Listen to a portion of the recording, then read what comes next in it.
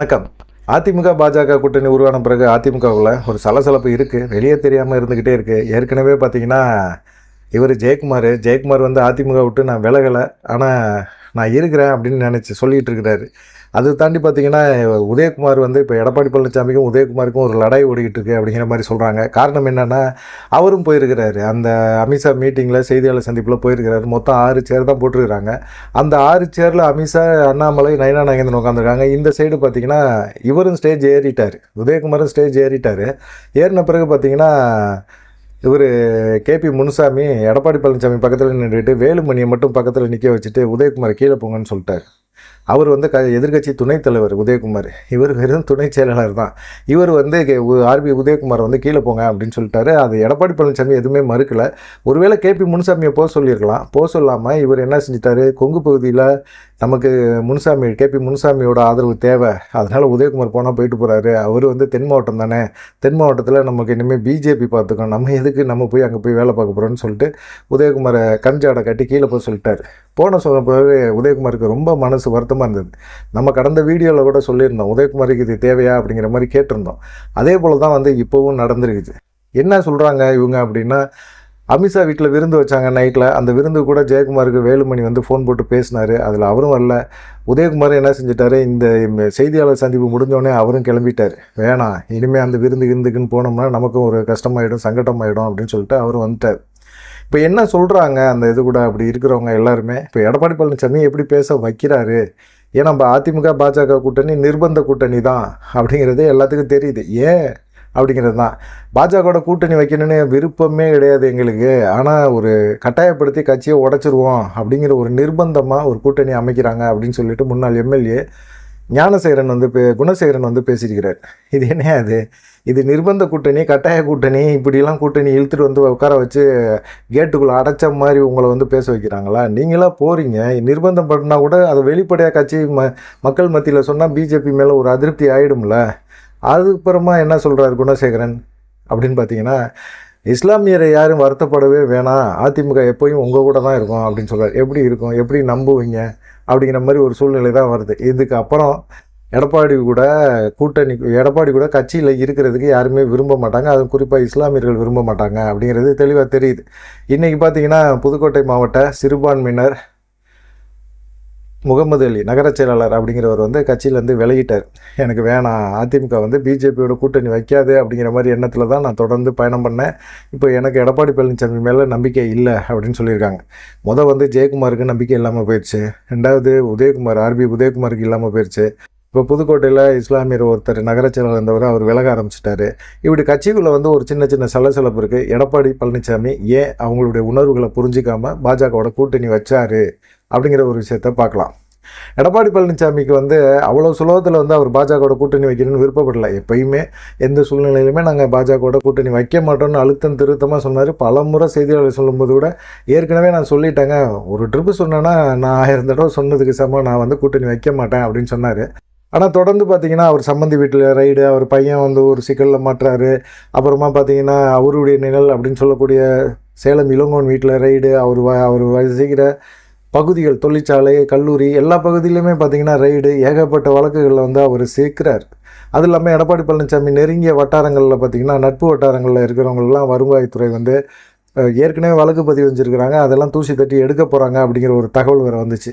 இப்படி எடப்பாடி பழனிசாமிக்கு தொடர்ந்து வந்து ஒரு டார்ச்சரை கொடுக்க ஆரம்பித்தாங்க. உட்கட்சிக்குள்ளேயும் பிரச்சனை அதிகமாகிட்டே இருந்தது. இந்த மாதிரி சூழ்நிலையில் எல்லாத்துக்கும் ஒரு தீர்வு வேணும் அப்படின்னோம்னா பாஜகவோட கூட்டணி போகிறது தான் அப்படிங்கிற மாதிரி ஒரு அழுத்தத்துக்கு கொண்டு வந்துட்டாங்க. அவரை வந்து தடுமாற வச்சுட்டாங்க பாஜக அப்படின்னு தான் எடப்பாடி பழனிசாமியோட ஆதரவாளர் சொல்கிறாங்க.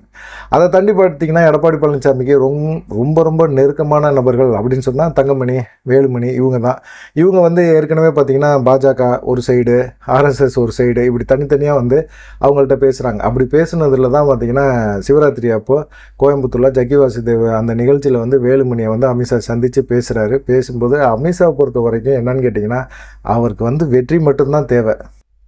மற்ற கட்சி எப்படி போகுது, என்ன பண்ணுது அப்படிங்கிறதெல்லாம் தேவையே கிடையாது. பாஜக வளர்க்கணும் அப்படிங்கிற ஒரு எண்ணம் மட்டும்தான் அமித்ஷாட்ட இருக்குது.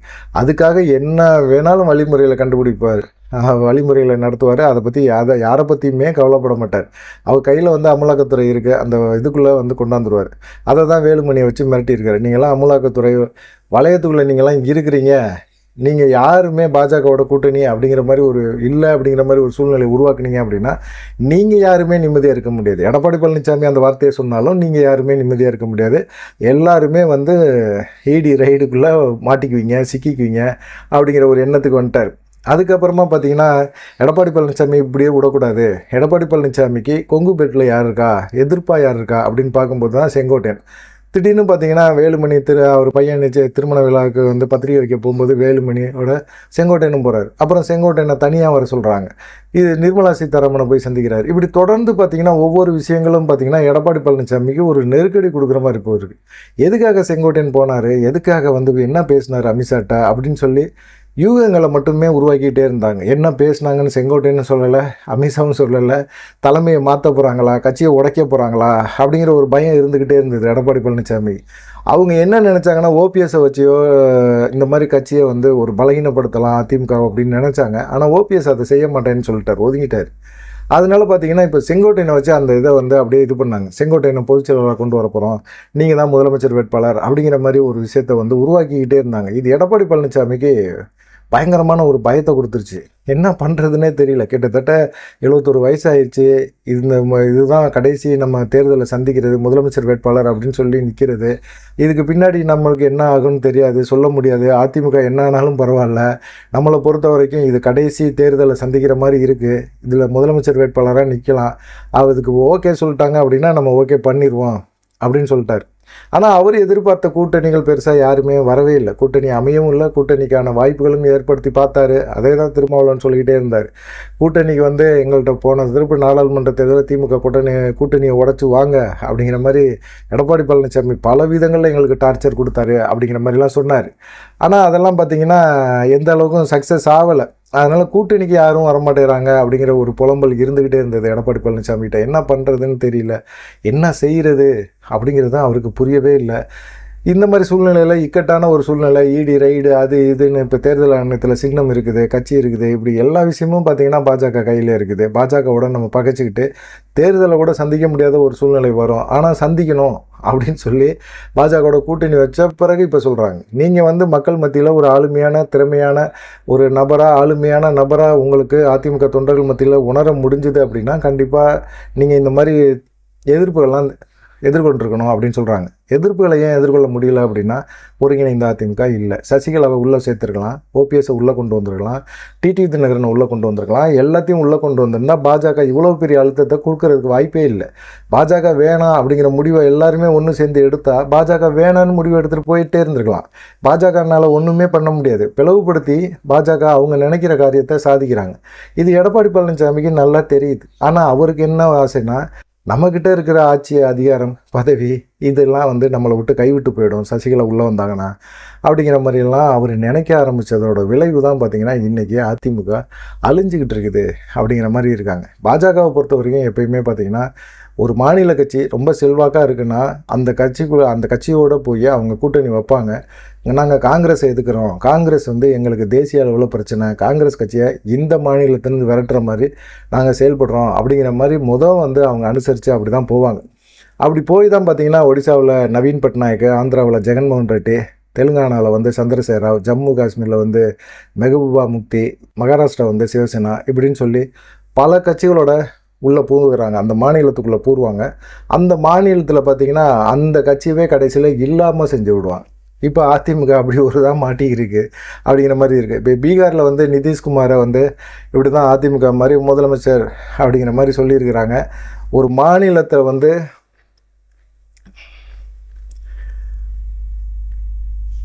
இப்போ பீகாரில் வந்து நிதிஷ்குமாரும் அப்படி தான், அவரும் மாட்டிக்கிட்டு நிற்கிறார், பாஜகவோட மாட்டிக்கிட்டு நிற்கிறார். ஒரு மாநிலத்தை வந்து ரெண்டாக உடைக்கிறதுல பாஜக வந்து ரொம்ப திறமையாக இருக்கும். அதுவும் ரொம்ப வலுவான ஒரு கட்சியாக இருக்குன்னா அந்த கட்சியை வந்து எப்படியெல்லாம் பண்ண முடியும் அப்படிங்கிற ஒரு விஷயத்தில் தான் அவங்க இருப்பாங்க. இப்போ வந்து திமுக மேலே அவங்க மிகப்பெரிய ஒரு எதிர்ப்பில் இருக்கிறாங்க. இதை சரியாக செய்யக்கூடிய ஒரு நபராக இருந்தது யாருன்னு கேட்டிங்கன்னா அண்ணாமலை தான் இருந்தார். அண்ணாமலை தான் வந்து திமுகவையும் அதிமுகவையும் அடித்து விளாண்டாரு. அதுவும் அமித்ஷா சொல்லி தான் அடித்து விளாண்டாரு. திமுக ஃபைல்ஸ் எல்லாம் பொழுதன்னைக்கும் போட்டுக்கிட்டே இருப்பார். திமுக அமைச்சர்களை பற்றி பேசிகிட்டே இருப்பார். ஒரு செய்தியாளர் சந்திப்பில் டக்குன்னு உடனே அந்த நிமிஷத்தில் நடக்கிற விஷயங்களை உடனே பாயிண்ட் அவுட் எடுத்து பேசக்கூடிய ஒரு அண்ணாமலை மட்டும்தான். அண்ணாமலை இருக்கிற வரைக்கும் திமுகவுக்கும் பயங்கரமான ஒரு டென்ஷனு. அதிமுகவில் வந்து எடப்பாடி பழனிசாமிக்கு மட்டும்தான் டென்ஷனு. அவர் நம்மளோட செல்வாக்காக வளர்ந்துருவாருன்னு சொல்லிட்டு. ஆனால் அண்ணாமலையை வச்சு அழகாக திமுக வந்து கார்னர் பண்ணியிருக்க முடியும் எடப்பாடி பழனிசாமினால். அது செய்ய தவறிட்டார். ஒருவேளை மறைமுகமாக திமுகவுக்கு சப்போர்ட் பண்ணுறாரா எடப்பாடி பழனிசாமி அப்படிங்கிற மாதிரி தோணுது. ஏன்னு கேட்டிங்கன்னா, அண்ணாமலை வந்து நல்ல ஒரு பேசக்கூடிய ஒரு நபர், திமுக அடித்து விளையாடக்கூடிய நபர், திமுக ஏற்று பேசக்கூடிய நபர், திமுக செய்கிற ஊழலை பற்றி எடுத்து ஃபைலாக போட்டு மக்கள் மத்தியில் தெளிவாக விளக்கம் கொடுக்கக்கூடிய ஒரு நபராக இருந்தார். அவரை எப்படி எடப்பாடி பழனிசாமி பயன்படுத்திக்கலாம்? இப்போ அண்ணாமலை மாற்றினதில் எடப்பாடி பழனிசாமிக்கு சந்தோஷமா இல்லையோ, ஆனால் திமுக பயங்கரமான ஒரு கொண்டாட்டமாக இருக்கிறாங்க. ஏன்னா டெய்லி ஒரு அறிக்கை, செய்தியாளர் சந்திப்பில் டெய்லி திமுக குற்றம் சொல்கிறாரு, நம்ம அதுக்கு பதில் சொல்கிறதுக்கு நம்மளால் முடியலையா, இப்போது அந்த ஆளை மாற்றினதில் ரொம்ப சந்தோஷம்யா அப்படிங்கிற மாதிரி ஒரு எண்ணத்துக்கு அவங்களே வந்துட்டாங்க. எடப்பாடி பழனிசாமிகிட்ட முதலமைச்சர் சொல்லி தான் அண்ணாமலையை மாற்றுங்க அப்படிங்கிற மாதிரி இருக்குது. எடப்பாடி பழனிசாமி முதலமைச்சர் ஸ்டாலின் சொன்னதை கேட்டு அவங்க வந்து பாஜகட்ட ஒரு கோரிக்கையாக வச்சு அண்ணாமலை மாநில தலைவர் பதவியிலேருந்து மாற்றினா தான் நான் வந்து ஓரளவுக்காவது நான் வந்து கூட்டணி தொடர்பான ஒரு பேச்சை பேசுகிறதுக்கு வருவேன் அப்படிங்கிற மாதிரி இருக்குது. இது கூட ஒரு விஷயத்தில் என்னன்னு கேட்டிங்கன்னா, அண்ணாமலை நாங்கள் மாற்றிட்டோம் அப்படின்னு சொல்கிறது வந்து எடப்பாடி பழனிசாமிக்கு ஒரு தற்பெருமையாக கூட இருக்கலாம். ஆனால் அதனால அவருக்கு தான் இழப்பு அப்படிங்கிறது தெளிவாக தெரியுது. ஏன்னா தன்னை விட வந்து கொங்கு பெல்ட்டில் அண்ணாமலை ஒரு வளர்ச்சியை வச்சிருக்கிறாரு அப்படிங்கிற ஒரு பயம்தான் எடப்பாடி பழனிசாமியை இந்த மாதிரி தாறுமாறாக யோசிக்க வச்சிருச்சு. இப்போ நயினா நாகேந்திரன் என்ன செய்ய போகிறாரு? நயினா நாகேந்திரன் முக்குளத்தூர் ஓட்டுகளை பிரிப்பார், முக்குளத்தூர் ஓட்டுகளை பாஜக கொண்டு வர்றாரு, பாஜக அதிமுக கொண்டு வருவார் அப்படின்னு எடப்பாடி பழனிசாமி நினைக்கிறாரு. எப்படி ஓபிஎஸ், டிடிவி தினகரன், சசிகலா இவங்க ஓட்டை வந்து நயினா நாகேந்திரன் கொண்டு வந்துட முடியுமா? முக்குளத்தூர் வந்து எல்லாருமே வந்து அப்படியே நயினா நாகேந்திரன் சொல்லிட்டாருப்பா, நம்ம சமூகத்தை சேர்ந்தவர்ப்பா அப்படின்னு சொல்லிட்டு உடனே ஓட்டை போட்டு உடனே ஓபிஎஸ், டிடிவி தினகரன், சசிகலாவை கண்டுக்காம விட்டுருவாங்களா? இன்னமும் நயினா நாகேந்திரன் சொல்கிறாரு, அண்ணே நீங்கள் டிடிவி தினகரனுக்கு என்ன சொல்கிறாருன்னா, அண்ணே நீங்கள் கவலைப்படாதீங்க, உங்களுடைய எண்ணம் நிறைவேறும். இதை அண்ணாமலையும் சொல்லியிருக்கிறாரு. நீங்கள் உங்கள் பொறுமையாக இருங்க, உங்களுக்கான வாய்ப்புகள் வரும் அப்படின்னு சொல்லியிருக்காரு. எப்போ வரும்? டிடிவி தினகரனை விட்டுருங்க. டிடிவி தினகரனை கடைசி நேரத்தில் நீங்கள் கழட்டி விட்டால் கூட ஒன்றுமே பிரச்சனையே கிடையாது. அவருக்குன்னு ஒரு கட்சி இருக்குது, சின்னம் இருக்குது, அந்த சின்னத்தில் அவர் நின்றுக்குவார். ஓபிஎஸ் என்ன செய்வார்? சுயேட்சையாக நிற்க சொல்வாரா? நிற்க சொல்வீங்களா? எடப்பாடி பழனிசாமி கடைசி வரைக்கும் ஒத்துக்க மாட்டார். ஒத்துக்கலை அப்படின்னா அவர் என்ன பண்ண போகிறீங்க? சுயேட்சையாக நிற்க சொல்ல போகிறீங்க, இல்லைன்னா தாமரை சின்னத்தில் நில்லுங்க அப்படின்னு சொல்ல போகிறீங்க. உங்கள் ஆதரவாளர்கள் எல்லாருமே தாமரை சின்னத்தில் நில்லுங்க, உங்களுடைய ஆதரவு ஓட்டு எல்லாமே பார்த்தீங்கன்னா அது பாஜக ஓட்டாக மாற்றிருங்க அப்படிங்கிற மாதிரி தான் ஒரு எண்ணம் ஓடும் போல இருக்குது பாஜக தலைமைக்கு. இது ஓபிஎஸ் ஒத்துக்குவாரா? ராமநாதபுரத்தில் 6 சட்டமன்ற தொகுதிகளில் தான் ஒரு நாடாளுமன்ற தொகுதி. அவர் வாங்கின 3 லட்சத்தி சொச்சம் ஓட்டு, அங்கே அதிமுகவே டெபாசிட் அவுட்டு. அந்த தொகுதியில் 2வது இடத்துக்கு வந்திருக்கிறாரு. 6 சட்டமன்ற தொகுதியில் ஓபிஎஸ்க்குன்னு ஒரு வாக்கு வங்கி இருக்குது அப்படிங்கிறது தெளிவாக தெரியுது. அப்படிப்பட்ட இடங்களில் வந்து இவங்க ஆதரவாளர்கள் எல்லாருமே பாஜக சின்னத்தில் நில்லுங்க, தாமரை சின்னத்தில் நில்லுங்கன்னு பாஜக மேலிடம் கடைசி நேரத்தில் சொன்னால் ஓபிஎஸ் வந்து ஒன்று தேர்தலை புறக்கணிக்கணும், இல்லை சுயேட்சையாக நிற்கணும். அப்படிப்பட்ட ஒரு சூழ்நிலை தான் வரும். அப்படிப்பட்ட ஒரு இக்கட்டான சூழ்நிலை கொண்டு போய் ஓபிஎஸ்ஸை விட்டுருவீங்களோ அப்படிங்கிற மாதிரி ஒரு பயமும் அவர் ஓபிஎஸ்க்கு இருக்குது. டிடிவி தினகரனுக்கும் அப்படி தான் இருக்குது. என்னடா இது, திரும்பவும் நம்மளை வந்து தனியாக விட்டுட்டு நம்ம இது வரைக்குமே தேசிய ஜனநாயக கூட்டணியில் தான் இருக்கிறோன்னு சொல்லிக்கிட்டு இருக்கிறோம். ஆனால் பாஜக என்ன பண்ண போகுது அப்படிங்கிறது தெரியல. ஆனால் வந்து அவங்கள எல்லாத்தையுமே வந்து பார்த்திங்கன்னா இப்போ வந்து நயினா நாகேந்திரனும் பாஜக மாநில தலைவராக இருக்கவரும் டிடிவி தினகரனை சமாதானப்படுத்துகிறாரு. கவலைப்படாதீங்கண்ணே, உங்களுக்கான வாய்ப்புகள் வரும்னே, நீங்கள் பொறுமையாக இருங்க அப்படின்னு சொல்கிறாரு. எவ்வளோ வருஷப்பாக பொறுமையாக இருக்கிறது ஏப்பா? அப்படி வந்து எடப்பாடி பழனிசாமியை கொண்டாந்து ஒரு குண்டுக்குள்ளே அடைக்க உங்களால் முடிஞ்சது, ஓபிஎஸ்ஸையும் டிடிவி தினகரனையும் கொண்டு வரதுக்கு உங்களால் முடியலையா அப்படிங்கிற கேள்வியை தான் ஓபிஎஸ் ஆதரவாளரும் டிடிவி ஆதரவாளர்களும் கேட்க ஆரம்பிக்கிறாங்க. இப்போ செல்லூர் ராஜு போன்றவங்களாம் என்ன நினைக்கிறாங்க, எடப்பாடி பழனிசாமி முதலமைச்சர் ஆகிடுவார், நமக்கு பாஜக இருக்குது, திமுக வந்து ஓட விரட்டிடலாம் அப்படிங்கிற மாதிரிலாம் நினைக்கிறாங்க. ஒருவேளை இந்த கூட்டணி வெற்றி பெறும் அப்படிங்கிற ஒரு நம்பிக்கை இருந்தாலும், வெற்றி பெற்றாலும் எடப்பாடி பழனிசாமி முதலமைச்சர் ஆவாரா அப்படிங்கிற ஒரு கொஸ்டின் மார்க்கு இருக்குது. ஏன்னா அண்ணாமலை சட்டமன்ற தேர்தலில் கண்டிப்பாக போட்டி போடுவார். அண்ணாமலை போட்டி போடுறாரு அப்படின்னா கண்டிப்பாக அவர் வெற்றி பெறுவார். கொங்கு பெல்ட்டில் தான் அவரும் நிற்பார். அதிமுக காரங்க ஓட்டு போடலைன்னாலும் அவர் களத்தில் இறங்கி எப்படியாவது வெற்றி பெறுறதுக்கான வாய்ப்புகளை உருவாக்கிடுவார். ஜெயிச்சிருவாருன்னு வச்சுக்கோங்க. ஜெயிச்சிட்டாரு அப்படின்னா, இந்த கூட்டணி ஜெயிச்சுது அப்படின்னா கண்டிப்பாக அண்ணாமலை தான் முதலமைச்சர் வேட்பாளர். பாஜக அந்த பிளானோட தான் அண்ணாமலைக்கு மாநில தலைவர் பதவியிலேருந்து பிடுங்கி விட்டுருக்குறாங்க. இன்னமும் அவர் இருக்கிறாரு, கட்சிக்குள்ளே இருக்கிறாரு. இருந்தாலும் அவருக்கான வாய்ப்புகளை வந்து ரொம்ப தெளிவாக உருவாக்குவாங்க. அண்ணாமலையை தவிர பாஜகவில் யாருமே முதலமைச்சர் அப்படிங்கிற ஒரு வார்த்தையை சொல்லவே முடியாது, அந்த அளவுக்கு இருக்கிறார். ஆனால் பார்த்தீங்கன்னா இப்போ பீகார் இருக்குது, பீகாரில் வந்து நிதிஷ்குமார் இருக்கிறாரு. நிதிஷ்குமார் தலைமையில் தான் ஆட்சி இருக்குது. நிதிஷ்குமார்னால எந்த முடிவுமே எடுக்க முடியல. அங்கே பாஜக தான் ஆட்சி நடத்துது. பாஜக சொல்கிறது தான் நிதிஷ்குமார் கேட்குறாரு. அப்படிப்பட்ட ஒரு சூழ்நிலை தான் ஓடிக்கிட்டு இருக்கு. அதே போல் தான் தமிழ்நாட்டிலையும் பார்த்தீங்கன்னா, ஒருவேளை எடப்பாடி பழனிசாமி ஆட்சிக்கு வந்தார் அப்படின்னா, எடப்பாடி பழனிசாமிக்கு நிறைய பிரச்சனைகள் இருக்குது, நிறைய பஞ்சாயத்துகள் இருக்குது. அப்படிப்பட்ட சூழ்நிலையில் அவர் எப்படி அதெல்லாம் சமாளிப்பார்? சமாளிக்கவே முடியாது. அவர் திக்கு திக்கு திக்குன்னு தான் உட்காந்துருக்கணும். அதுக்கு ஒருங்கிணைந்த அதிமுக உருவாக்கிட்டு பாஜகவை தெளிவாக எதிர்த்துட்டு போயிடலாம். போங்கயா அப்படின்னு சொல்லிட்டு எதிர்த்துட்டு போயிட்டே இருக்கலாம். ஆனால் ஏன் எதுக்க முடியல? ஏன் ஒருங்கிணைந்த அதிமுக உருவாக்குறதுல அவருக்கு என்ன கஷ்டம்? அவர் உருவாக்குன கட்சியா அப்படின்னு சொல்லி ஓபிஎஸ் தரப்பில் எல்லாருமே கேட்டுட்ருக்காங்க. நீங்கள் என்ன நினைக்கிறீங்க? இப்படி வந்து கட்சியில் இருக்கிறவங்கெல்லாம் விலகி போயிட்டுருக்குறாங்க. ஜெயக்குமார் போயிட்டுருக்கிறாரு. ஜெயக்குமார் போகலை அப்படின்னு சொல்லிட்டு இருக்கிறாரு. ஜெயக்குமாரை கூப்பிட்டு வச்சு சமாதானப்படுத்தியிருக்கிறாங்க. ஜெயக்குமாரும் சமாதானமாக இருக்கிறாரு. ஆனாலும் எப்படி அவர் வந்து தேர்தலில் ராயபுரம் தொகுதியில் அவர் நின்று ஓட்டு கேட்டு போய் அங்கே ஜெயிக்க முடியுமா? அங்கே வந்து நாடாளுமன்ற தேர்தலில் தமிழிசை நின்றாங்க, 2வது இடத்துக்கு வந்தாங்க. அப்படிங்கும்போது பாஜகவுக்கு அதிக ஓட்டு இருக்குது. அந்த ஓட்டு நம்ம அதிமுக ஓட்டு, நம்ம ஓட்டெல்லாம் சேர்த்து நம்ம ஒரு பெரிய லெவலில் நின்றுருவோம், ஜெயிச்சிருவோம் அப்படிங்கிற ஒரு எண்ணம் இருந்தால் அந்த எண்ணத்தை ஈரத்துணியை வச்சு அழிச்சிருங்க ஜெயக்குமார் அப்படிங்கிற மாதிரி சொல்கிறாங்க. ஏன்னு கேட்டிங்கன்னா, அமித்ஷா வந்து எடப்பாடி பழனிசாமிகிட்ட வச்ச கோரிக்கைகளில் மிக முக்கியமான கோரிக்கை, பாஜகவை யார் தாறுமாறாக பேசுனாங்களோ அவங்களுக்கு சட்டமன்ற தேர்தலில் வந்து சீட்டு கொடுக்கக்கூடாதுன்னு சொல்லிட்டாங்க. அதுக்கு ஓகே சொல்லியிருக்கிறார் எடப்பாடி பழனிசாமி. குறிப்பாக பார்த்தீங்கன்னா ஜெயக்குமாருக்கு சீட்டு கொடுக்கக்கூடாதுன்னு தான் சொல்லியிருக்கிறாங்க. அதனால் ஜெயக்குமாரை பற்றி எடப்பாடி பழனிசாமி கொஞ்சம் கூட கண்டுக்கல. நான் அதிமுக இன்றைக்கி வந்து தமிழ் புத்தாண்டு அப்படின்னு சொல்லி வாழ்த்தெல்லாம் போடுறாரு. அவர் அம்மா காலத்தில் வந்து அவர் இருந்த ஃபோட்டோலாம் போட்டு அவர் வந்து அந்த பதிவெல்லாம் போட்டு அவர் பேசுகிறார். ஆனால் இது வரைக்கும் எடப்பாடி பழனிசாமி பேரை வந்து அவர் எங்கேயுமே உச்சரிக்கல. புரட்சி தமிழர், அவர் எடப்பாடியார், பொதுச் செயலாளர் எடப்பாடியார் அப்படின்லாம் பொழுதன்னைக்கும் வாய்க்கு பேசுகிறவர் இப்போ அந்த அவருடைய சமூக வலைதள பக்கங்களில் அதை பற்றி பேசுகிறதே கிடையாது. அந்த அளவுக்கு மோசமாக போச்சு எடப்பாடி பழனிசாமியோட நிலைமை. கட்சியை விட்டு இப்போ ஒவ்வொருத்தங்களாம் விலகிற நிலைமையில் இருக்கிறாங்க, விலகிட்டு இருக்கிறாங்க. இனி கட்சி எப்படி இருக்கும் அப்படிங்கிறத நீங்கள் தான் சொல்லணும். மறக்காமல் கமெண்ட் பண்ணுங்கள். நன்றி, வணக்கம்.